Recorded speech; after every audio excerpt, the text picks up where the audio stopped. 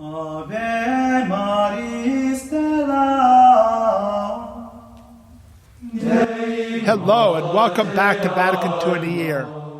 I am your host, Father Matthew Schneider, a priest of the Elite Church of Christ and a theology professor.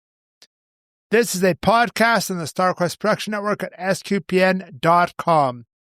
Today we're on day 346 and we're covering Gaudium et Spes 69 on God gave us the earth to build it up. If you want to follow along, we have a reading plan and more details at sqpn.com/Vatican or frmatthewlc.com/Vatican. Yesterday we spoke about how workers have a right to be involved in business decisions and to form unions to protect their right. Today we are going to continue with Chapter 3, Social and Economic Life. In that chapter, we're continuing Section 2, Certain Principles Governing Socioeconomic Life as a Whole. And we are going to talk about the principle of the universal destination of goods. The beginning of 69a really describes it pretty well, so I'm not going to give you a full explanation of it until we get there, but this is an important principle of Catholic social doctrine. It's one that, unfortunately, I think a certain portion of Americans struggle with, and it's a really important one that, in that sense, we don't always hear about it. So 69 has two subparagraphs, A and B. Each one's pretty substantial. A is about the universal destination of goods, implies a duty to help the poor. It also defines it to start off. And then B talks about customs of community can help with the universal destination of goods. So let's begin with 69a. God intended the earth with everything contained in it for the use of all human beings and peoples. Thus, under the leadership of justice and in the company of charity, created goods should be in abundance and all in like manner. Whatever the forms of property may be as adapted to the legitimate institutions of peoples, according to diverse and changeable circumstances, attention must always be paid to this universal destination of earthly goods.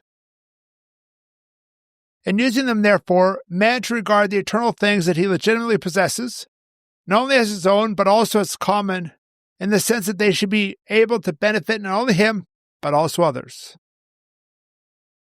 On the other hand, the right of having a share of earthly goods sufficient for oneself and one's family belongs to everyone. The fathers and daughters of the Church held this position, teach that men are obliged to come to the relief of the poor, and do so not merely out of superfluous goods. If one is in extreme necessity, he has the right to procure for himself what he needs out of the riches of others. Since there are so many people prostrate with hunger in the world, this sacred council urges all individuals and governments to remember the aphorism of the fathers. Feed the man dying of hunger, because if you have not fed him, you have killed him. And really to share and employ the earthly goods according to the ability of each, especially by supporting individuals or peoples with the aid by which they may be able to help and develop themselves. This subparagraph is really talking about this universal destination of goods, and really gives it, and this principle gives us a balance between this kind of early capitalism or kind of man eats man, the Hobbesian, Thomas Hobbes, the idea of man is the wolf of man, where it's all just mine, and I don't care about everyone else. And on the other hand, you have the more extreme versions of socialism and communism where there is no private property and it's just all universal.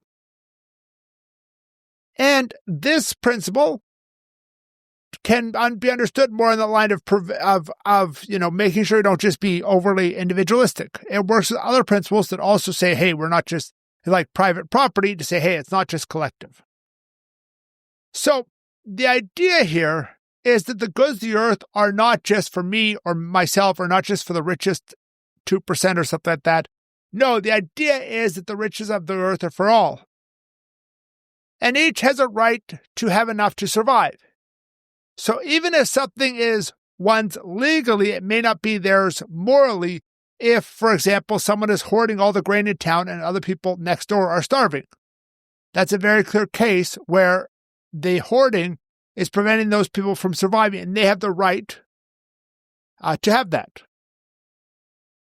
And they can even, quote unquote, steal. They're not really stealing, they're taking what is theirs by justice.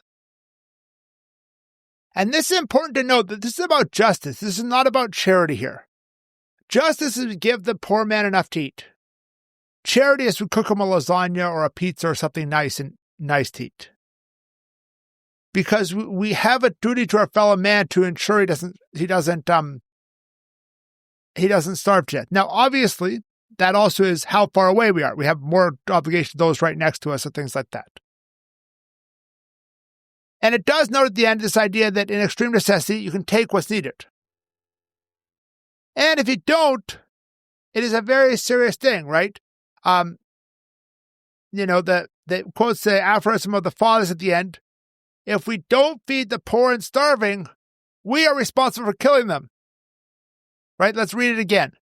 Feed the man dying of hunger, because if you've not fed him, you have killed him. This is how serious the doctors of the church, the fathers and doctors of the church taught us.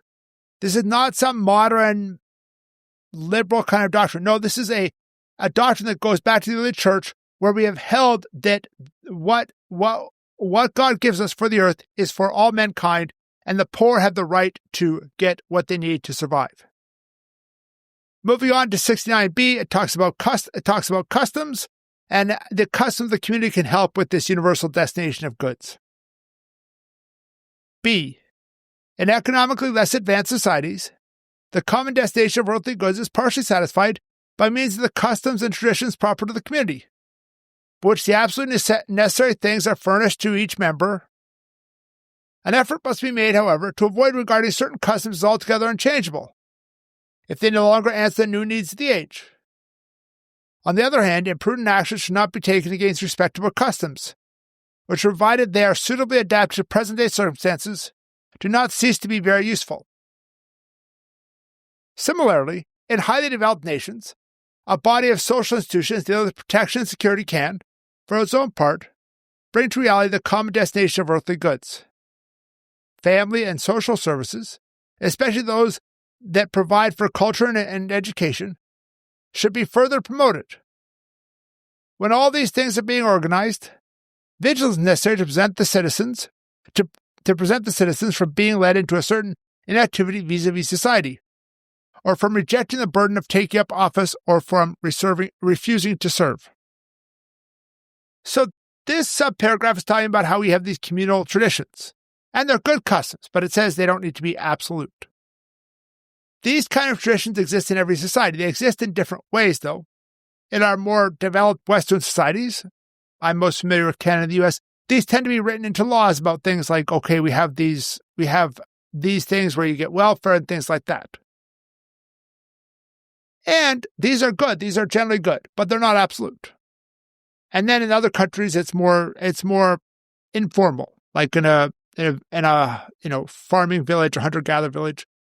And we can see this also in a family. Like when I'm with my family at Christmas time, it's like, okay, we're all going to cook. And we don't have like, okay, you have to cook this much and you have to cook this much. No, it's like, I'm around, I don't have anything to do. I'm going to help cook the Christmas dinner, right? But when I get people who I really don't know, it's much harder to do that. So you need to put in more formalized rules in larger, more complicated societies.